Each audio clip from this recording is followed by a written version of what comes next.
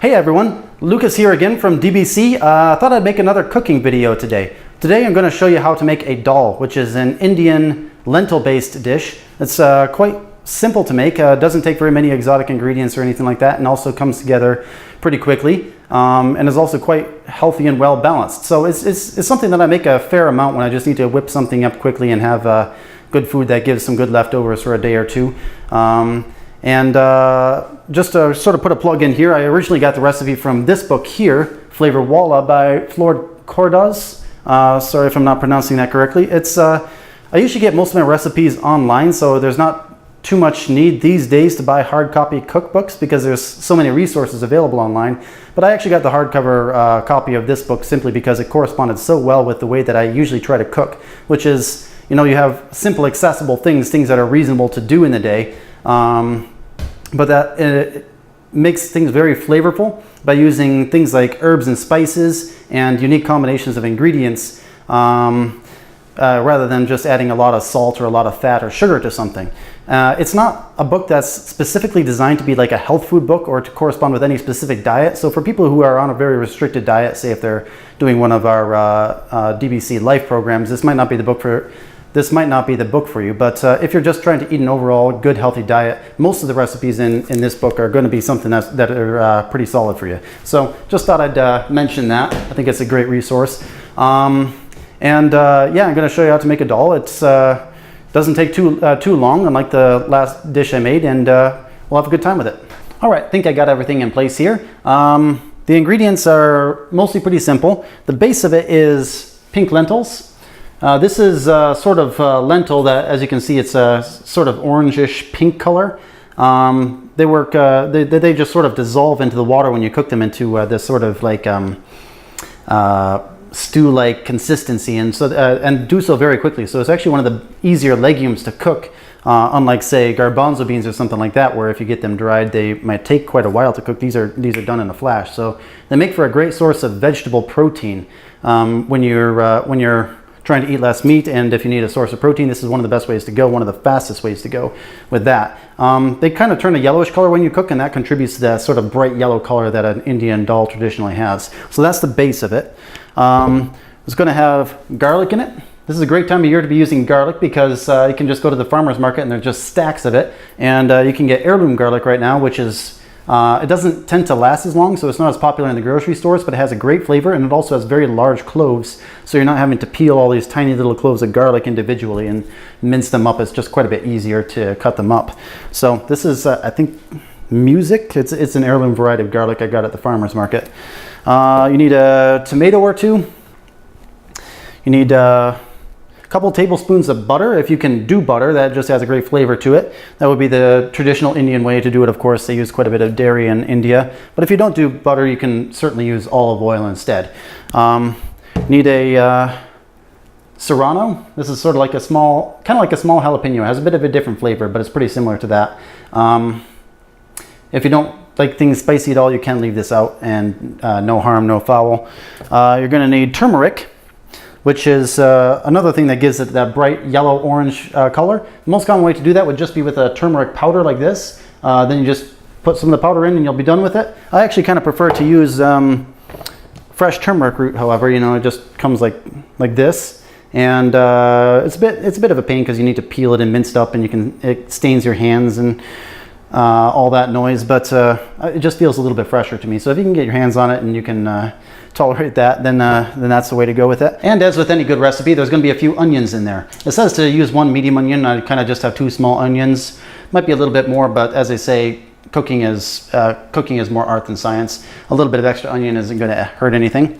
You can use pretty much whatever color. If you're looking for a specific, color for the dish to be, maybe you go for one or the other, but they have a pretty similar flavor and profile. The red onions are sometimes a bit more pungent, but I certainly don't mind that.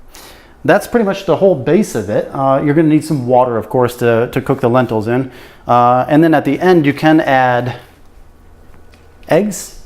If you just like 2 eggs, if you want it to be a little bit richer, a little bit more protein.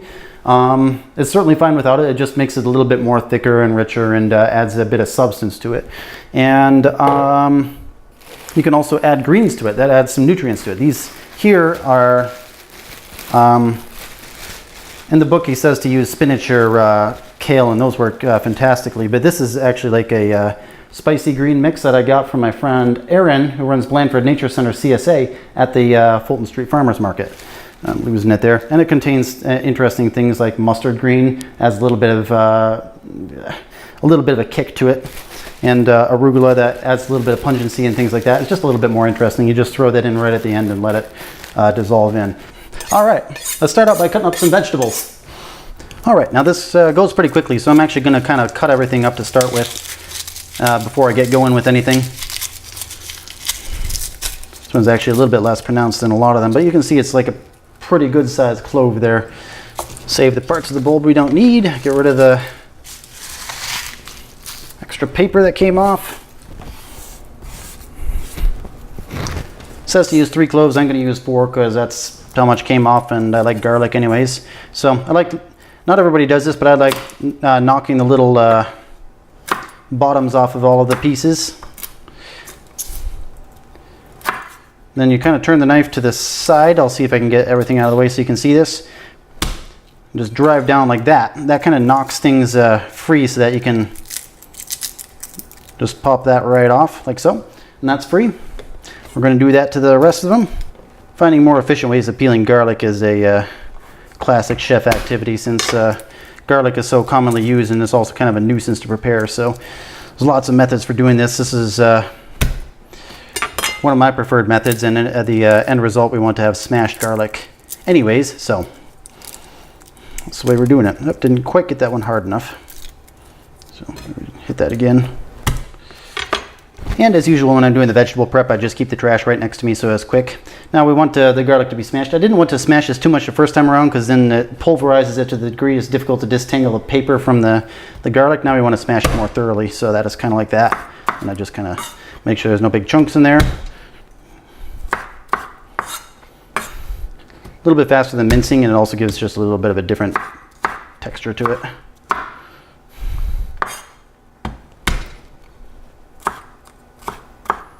All right, 4 cloves of smashed garlic. So you throw the butter in the pan, it melts, so you see it simmer a little bit, and it just starts to get a little bit golden brown and bubbling a little bit, and then you throw and that's when you want to throw the garlic in, so the butter develops a little bit of a nutty flavor. All right, you see it's just starting to turn brown now. I'm going to throw the garlic in, turn down the temperature to pretty low. Just kind of stir that in there and get things going. Well, that's going to saute for just a minute or two. In the meantime, we can start to prepare some of these other things. So, lop the ends off the onion. I like to cut it in half thin. This makes it easy to just peel off the outer layer so that you get the good onion down in there. You know it's not all the paper's gone. Just like so. Demonstrated this in my last video as well, but just in case people didn't see that. So. From there, I kind of get both ends of it like so, make a bunch of cuts like this, relatively evenly across, and I turn it like this. See, I'm kind of holding the thing together so pieces don't go everywhere. And then you cut this way, and that's well-diced onion right there, or half of one. You do the same to this side. Careful not to cut yourself, of course. Quite a bit easier to do if you have sharp knives, actually, since the knife goes exactly where you want it to and doesn't scare off to the side or something like that. All right, get this other one, same deal here. Might just do half of this one. This is already looking like a fair amount of onion. But you're certainly not going to destroy anything. A little bit of a dry spot there. You're certainly not going to wreck anything if you put in a little bit too much onion, so don't be too afraid to get the quantities exactly right. The only thing in this dish that you can get wrong with the quantities is the proportion of lentils to water, really. You need enough water for the lentils to cook in, but not so much that the whole thing ends up too soupy at the end. All right, next bit here is a serrano. That's really easy. Just cut it into really thin little rings here like this. You notice I'm leaving the seeds in. That's where the spiciness comes. So the idea with the serrano is that it adds a little bit of flavor, but mostly it makes it a little bit spicy. So if you don't like spicy, you can leave this part out. This is all going to go in at once, so I can just combine them over there. And finally, tomato. Oop. See, there's a little bit of a thing starting there. You can just remove that. It's not too harmful. Get rid of the core there.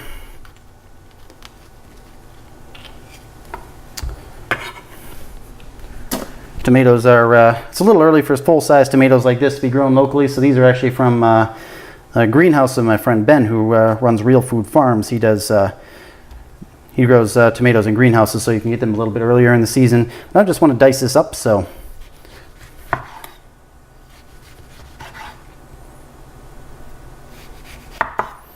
Kind of get cuts like that.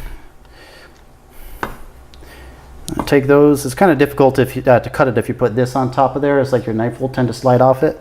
So especially if you don't have very sharp knives, I like to just take these bits here and kind of cut them both directions. And you want about a cup of this stuff. Looks like I might need a second one. And once I'm done with that, I kind of cut this one into pieces like that. Again, feel free to experiment. There's no right way to do this. It's just what I found to be the most effective. Now let's measure this to see how much it is. All right, that's about a cup. All right, and that's all the vegetables we need to cut up for now. So let's return to the pan here. Okay, as I was cutting it up, this started smelling about right. It should smell like just barely roasted garlic and kind of nutty butter. You won't get the nutty butter sort of smell if you're doing olive oil, of course, but you'll be able to smell the garlic just starting to brown a little bit. So then I turn the heat off. At this point, we can turn that back on, just sort of on a medium, and we want to put in all the other ingredients that we just cut up here. So, got the tomato, onion, and serrano, about 1.5 cups of these pink lentils. You can just measure it in something like this. Just reuse that, and we add about 4 cups of water. All right, the turmeric is a little bit difficult because it's kind of small and fragile, so you can't just peel it like you would ginger. It kind of falls apart. So I'm going to kind of cut away the peel here. And again, you can just use the powdered stuff. You use about a ½ teaspoon then. Or just one small root of it like this. Get the ends off there. It doesn't have to be perfect. You just don't want a lot of peel in there. Just like so. Rid of that. Then we mince it up. I sort of use a rocky motion for this to cut it into little coins to start with. Careful at the end not to cut your fingers. Then you mince it up just by rocking back and forth through it like so. And again, in case you didn't see the previous video I made, I'm using a claw grip for this sort of thing with this knife here. It's actually kind of designed for that with this wedge here, where I'm kind of gripping it like so and like so. It just gives you a better grip on the blade for detail work. You have to kind of push it off occasionally because it climbs up there.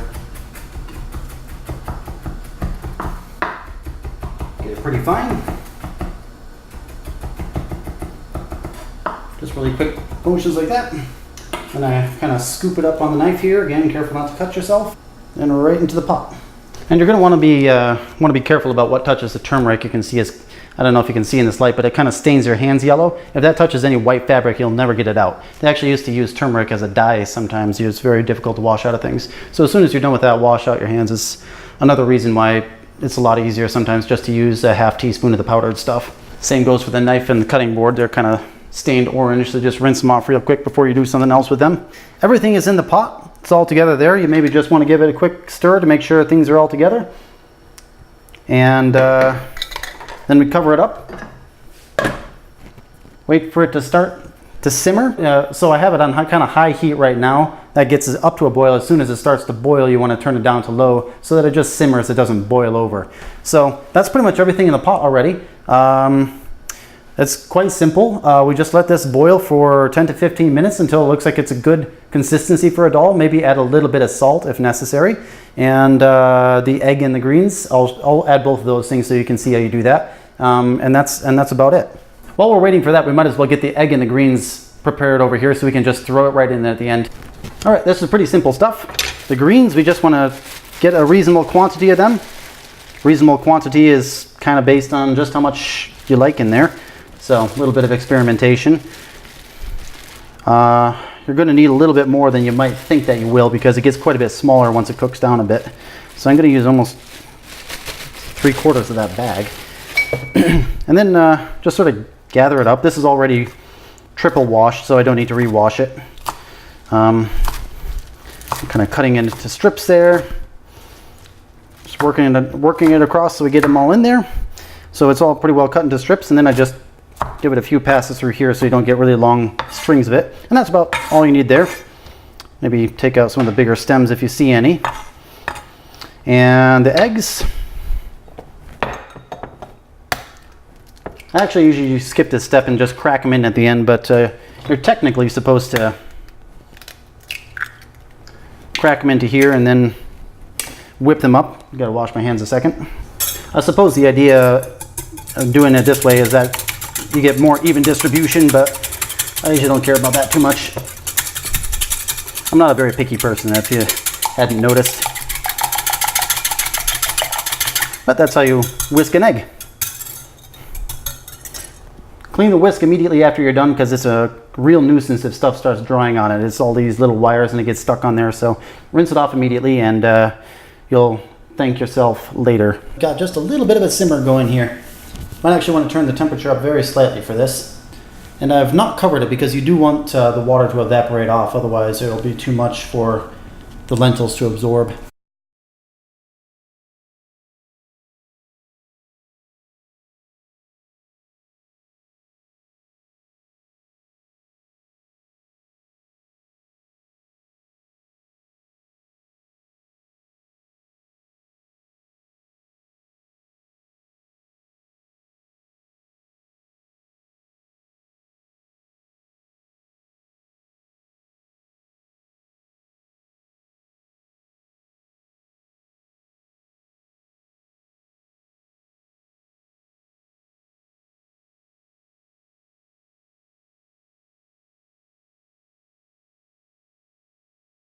All right, this is starting to come together pretty nicely.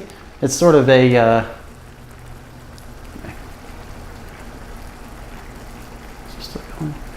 all right, this is coming together pretty nicely. It's sort of starting to get just kind of a, I don't know, kind of thin, thicker than soup, but thinner than stew sort of texture. So I'm going to throw in the egg. Kind of want to stir things up as you do this, just so that it gets well integrated into there.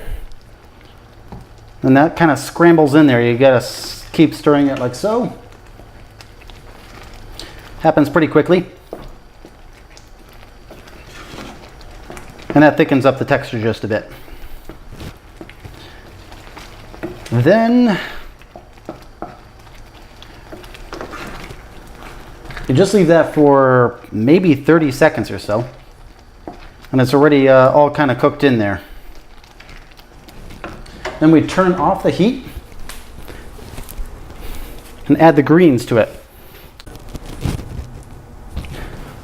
We add those right at the end there because we don't want them to overcook. The heat, the residual heat just from it being at boiling temperature here should be plenty to get it all sort of soft and integrated without just turning it into some sort of green mush in there. Now if you're adding kale, that actually takes a few minutes to cook, so you want to add that a few minutes before you do the rest of this stuff. But you can see this is sort of getting integrated pretty well in there already. So that's pretty much everything we need to do. We just need to add a little bit of salt at the end now. Add salt to taste. I tasted it. I think it needs just a little bit. And I usually do that in the form of herbamare, which is an herb salt. It's kind of interesting though, because you'll see that it's made by A. Vogel, which is actually the same company as some of the medicinal remedies that we carry in Nature's Remedies, such as echinacea. Our echinacea product is made by the same company. Not sure if that's going to, oh, there it goes. And this is actually kind of interesting because one of Dr. Denbour's mentors and one of the people who helped to establish a naturopathic profession was Alfred Vogel, the person who started this company. So that's just kind of a cool little tribute to the past, I suppose. All right, well, that's pretty much how you make a classic dal right there. That's going to be a good 5 servings, 6. Since I live by myself, that's lunches for the week. You know, maybe a dinner or 2 in there if I want to change things up a little bit. And you just serve it, put it into a bowl, add a little bit of cilantro on top. I Actually just checked on my cilantro and it seems to have gone south, so I guess I'm skipping that for tonight. But ordinarily you put a bit of cilantro on top. You can do other things too if you'd like. You can add a little bit of like shaved radish or some other thing like that to it if you want. It's something that you can be imaginative with. It's just a good base to add other things to, or it's just something that's great to have on its own. So there it is, lentil dal. Quick, took me about a half hour, or well, it took me a little bit more because I had to set up the camera on all different angles and stuff like that, but usually it takes me about a half hour to make. It gives me 5 or 6 servings of it, and it's quite nutritious, good simple food, and you can spruce it up with a few other things. Gotten a few people asking me to make a few more of these videos, so I'm going to do my best. I actually have quite a few videos I'm sitting on right now. I'll try to get those out in the next few weeks or so, and hopefully make a few more of these in the near future. Hope you enjoyed. We'll see you next time.